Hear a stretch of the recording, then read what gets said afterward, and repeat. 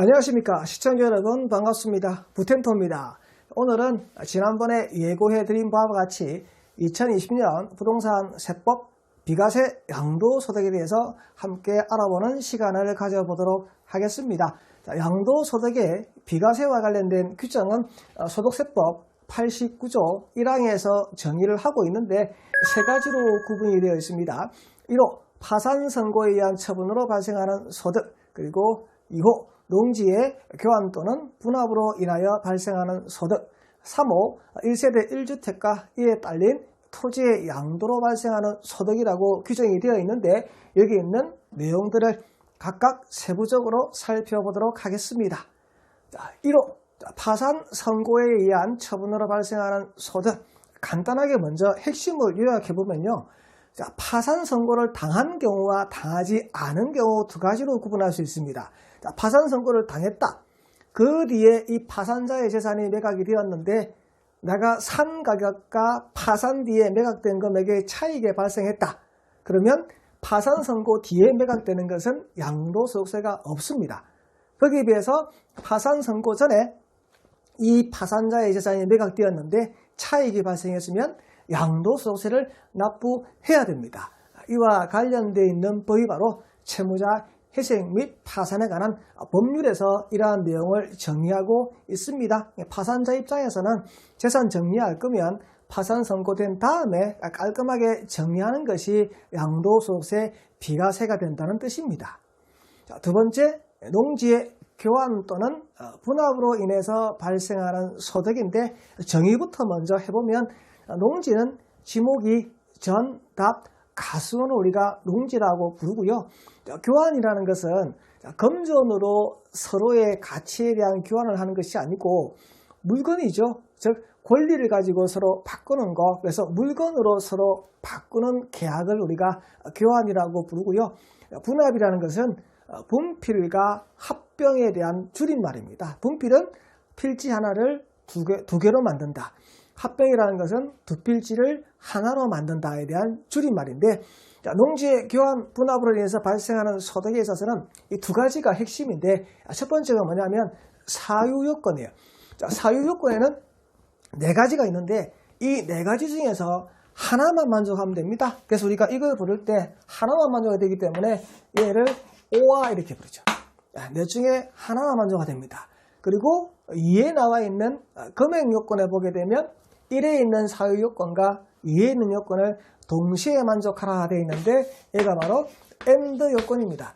그래서 1에 있는 요건 하나, 그리고 1과 2를 동시에 만족하게 되면 그에 의해서 발생하는 소득에 대해서는 비과세를 해주겠다는 건데, 그러면 상세 내용 들어갑니다. 경작상 필요에 대해서 구체적으로 세 가지의 요건을 만족하라고 요구를 하고 있습니다.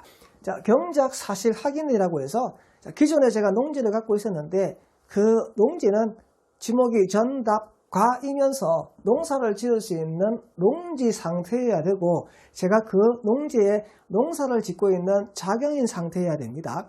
그리고 새로 취득하는 신규 취득 농지에 대해서는 제촌 자경의 요건을 갖춰야 되어 있습니다. 그럼 기존 농지는 제촌이 필요가 없다는 얘기죠.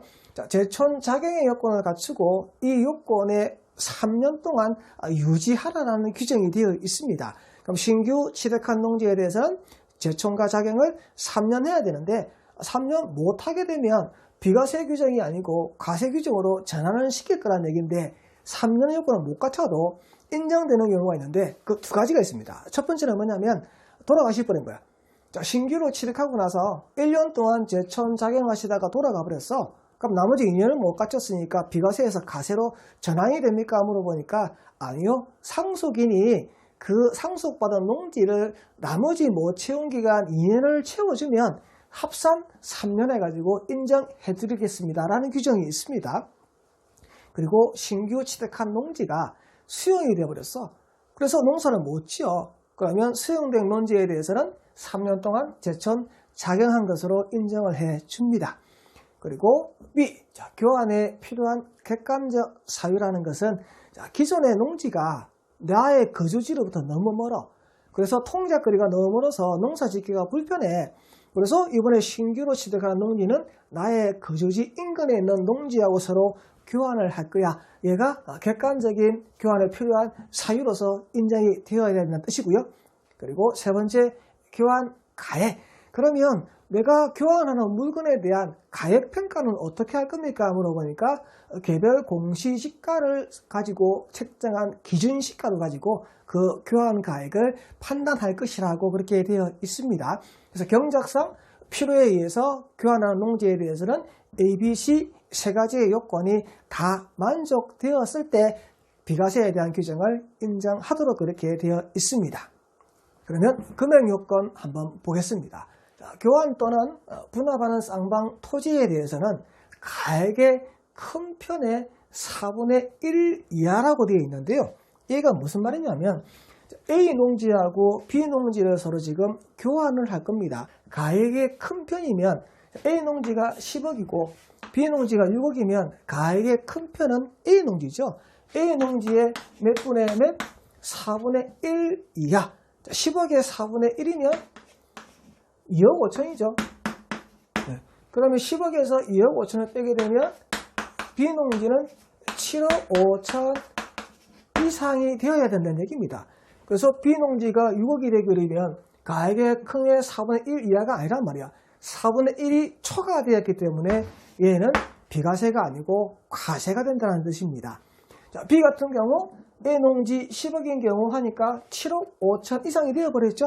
8억이니까 얘는 비과세 이렇게 되는 겁니다. 그러면 질문이 있습니다. 어떤 질문이냐면 그러면 A랑처럼 A농지 10억, B농지 6억이면 그러면 4분의 1을 초과했으니까 초과한 부분에 대해서만 양도세를 과세하고 초과하지 않은 부분은 비과세를 적용합니까? 물어보니까 아니요. 전부 과세합니다라고 그렇게 규정이 되어 있고요. 마지막 세 번째 3호입니다. 1세대 1주택에 대해서 비과세에 대한 규정이 적용되어 있는데 먼저 나온 게 세대와 가족 그리고 배우자가 없어도 1세대로 보는 경우에 대한 것을 나열해놨는데 이 부분은 제가 구체적으로 설명을 드리지 않겠습니다. 왜냐하면 제가 찍어놓은 영상 중에 알쏭달쏭 주택가 세대수에 대해서 알아보는 방법이라고 영상이 있습니다. 그 영상을 참고해 주시면 되고요. 오늘은 세대에 대한 사례만 살펴보도록 하겠습니다. 1세대 사례라고 해서 1항에 보면 동일 장소에서 생계를 같이 하는 가족의 주민등록상 현황과 사실상 현황이 다른 경우 사실상 현황. 말이 어려운데 이거 예를 들면 상당히 쉽습니다. 여기에 부모님이 살아요. 여기에 자녀가 살아요. 아까 자녀가 1세대를 만족하는 경우 결혼을 했거나 또는 30세가 넘어갔거나 중위소득 40% 이상이 있으면 독립된 세대를 구성한다고 했는데 각각 주민등록을 했습니다. 각각 주민등록을 했지만 실제 이 자녀가 이 집에 와서 같이 살아요. 주민등록은 다른데 이 집에 같이 살고 있으면 뭘 기준하겠다? 사실상 현황으로 기준하겠다. 그러면 각각 집을 하나씩 갖고 있는 상태에서 부모님 집에 와서 같이 살고 있으니까 1세대 2주택이 됩니다. 라고 얘기하는 게 바로 1항에 있는 내용이고요.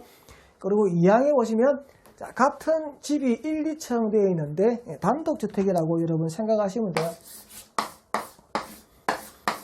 1층에는 부모님이 거주하시고 2층에는 자녀하고 배우자 가지가 각각 주민등록을 하고 살고 있습니다.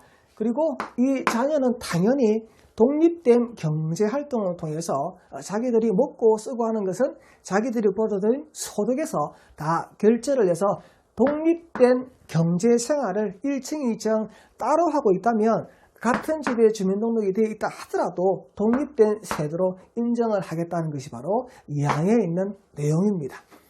3번 이종 이혼한 부부인데 우리가 부부라고 얘기하는 것은 사실혼이나 내연관계에 있는 것은 우리가 부부라고 얘기를 하지 않습니다. 호적법상 혼인신고한 사람만 우리가 부부라고 얘기하고요. 여기서 말한 이장 이혼한 부부라는 것은 실제 이혼을 했어요. 법률상 이혼을 했습니다. 법률상 이혼은 했지만 그럼 이혼했으면 어떻게 따로 살아야 되는 게 맞잖아. 근데 따로 안 살고 같이 살아. 법률상 이혼을 했지만 같은 곳에서 같이 살고 있더라.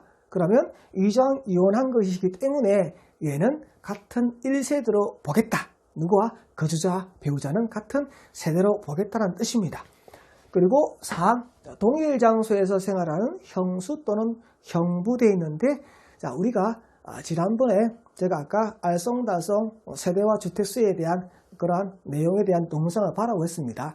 거기에 보게 되면 민법에 가족의 개념이 나옵니다. 민법 779조에 보게 되면 가족이라는 것은 나 그리고 배우자, 나의 직계 존비속, 그리고 배우자의 직계 존비속, 그리고 형제 자매 이렇게 되어 있습니다. 여기 지금 동일한 곳에 같이 살고 있습니다. 거소가 동일하다는 얘기거든요.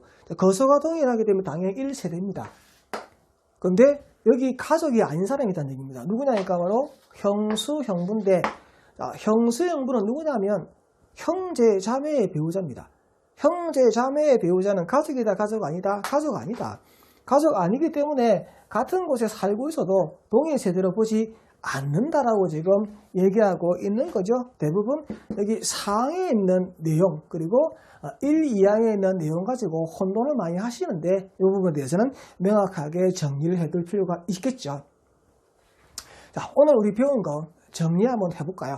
첫 번째 나온 게 파산 선고. 파산 선고 전에 양도냐, 파산 선고 후에 양도냐에 따라서 양도소득세가 과세냐 비과세가 나왔고요. 두 번째 나온 게 농지의 교환입니다. 경작상 필요라고 해서요. 자, 이전에 있는 농지에 대해서는 제촌은 필요 없다고 했고, 신규로 취득하는 것은 3년 동안 제촌 자격의 요건을 갖춰라는 얘기를 했습니다. 그리고 세 번째, 1세대 1주택과 관련되어서 1세대만 알아봤습니다. 다음 시간에는 1세대 1주택에 대한 주택에 대한 명확한 개념, 그리고 주택의 부수 토지와 관련되어서 기존 세법과 2020년도에 개정된 내용을 함께 엮어서 알아보는 시간을 가져보도록 하겠습니다. 구독과 좋아요 부탁드리고요. 지금까지 수고 많으셨습니다. 부텐트였습니다. 시청자 여러분 감사합니다.